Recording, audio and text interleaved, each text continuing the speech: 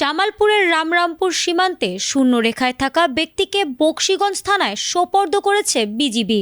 ষষ্ঠীচন্দ্র বর্মন নামে ওই ব্যক্তি রাজশাহী জেলার গোদাগাড়ী থানার চান্দলাই গ্রামের বাবুচন্দ্র বর্মনের পুত্র। পারিবারিক সূত্রে জানা যায়, গত 2 মাস আগে বাড়ি থেকে নিখোঁজ হন তিনি। জামালপুর 35 বিজিবি সূত্র জানায়, পরিবারের লোকজনের কাছে তাকে হস্তান্তর করা হবে। ষষ্ঠীচন্দ্র বর্মন মানসিক ভারসাম্যহীন বলে জানা গেছে। এদিকে গত কয়েকদিন ভারতীয় নাগরিক পুশিনের চেষ্টা নিয়ে সীমান্ত এলাকায় উত্তেজনা থাকলেও আজ জামালপুরে সীমান্ত পরিস্থিতি স্বাভাবিক রয়েছে। তবে পুশিন ঠেকাতে কঠোর অবস্থানে আছে বিজিবি ও সীমান্ত এলাকার মানুষ।